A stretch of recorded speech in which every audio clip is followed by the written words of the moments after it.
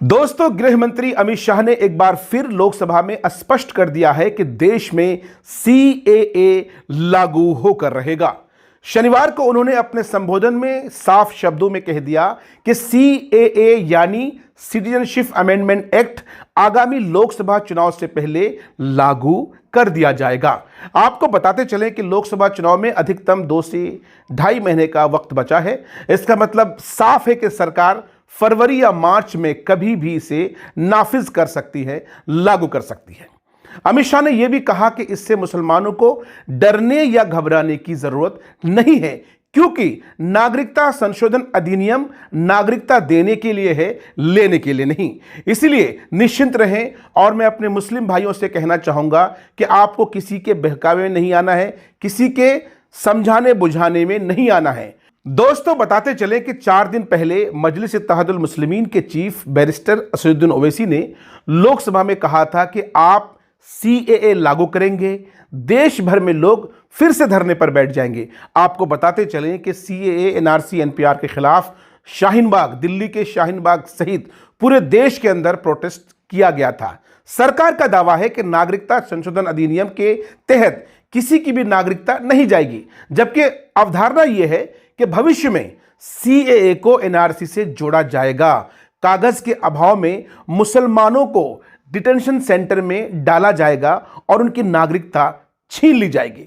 इस तरह की अवधारणाएं हैं, इस तरह की लोगों के मिथ्स हैं, इस तरह से लोगों में चहमी गोइयां हो रही है, इस तरह से लोगों को आपस में बोलते हुए सुना जाता है। और इन्हीं बातों को लेकर के पिछले दिनों जब शाहीनबाग प्रोटेस्ट हुआ था, तब भी यही बातें हो रही थी। लेकिन मुसलमानों में अंदेशा है, मुसलमानों में इस बात का खौफ है कि अगर वाकई में ऐसा हो जाता है तो फिर हमारा क्या होगा, क्या वाकई में हमारी नागरिकता छिन जाएगी। और इसी बात को लेकर तो बहस है। हालांकि सरकार बारहा कहती है कि यह बेबुनियाद है, निराधार है। ऐसा बिल्कुल नहीं है। हम तो नागरिकता दे रहे हैं, छीन नहीं रहे हैं।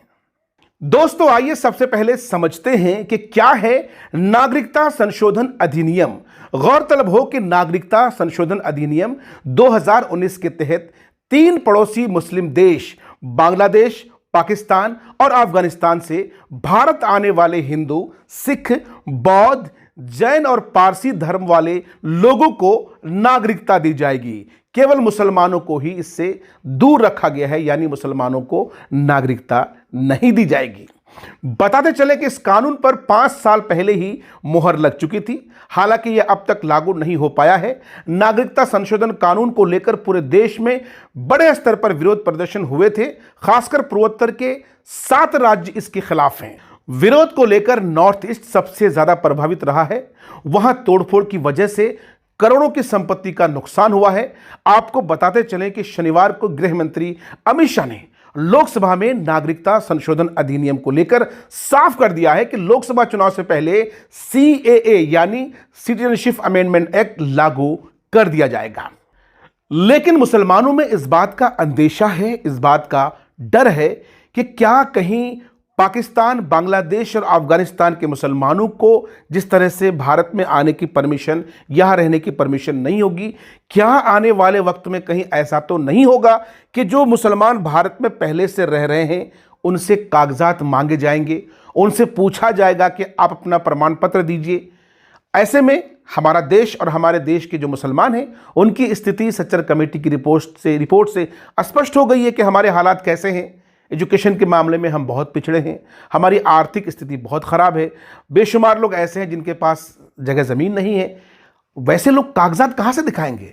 तो इसी को लेकर के बहस है, इसी को लेकर के डिबेट है और इसी को लेकर लोगों में दहशत है कि भविष्य में आप पाकिस्तान क्या, दुनिया के किसी भी कोने से किसी भी धर्म के लोगों को लेकर आइए, हमें कोई आपत्ति नहीं है। लेकिन इस बात की क्या श्योरिटी है कि कल आप दस्तावेज के अभाव में हमें भगाएंगे नहीं इस देश से?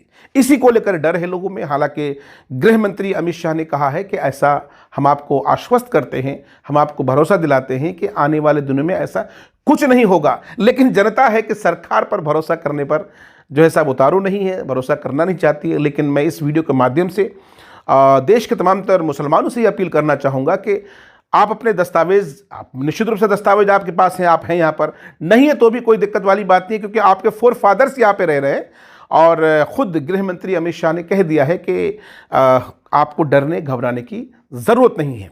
खैर बहरहाल देखते हैं आगे क्या होता है। इस वीडियो में इतना ही। अगर आप इस वीडियो को फेसबुक पर देख रहे हैं तो पेज को फॉलो करिए, लाइक करिए, और यूट्यूब पर देख रहे हैं तो चैनल को सब्सक्राइब कर लीजिए। अल्लाह हाफिज़।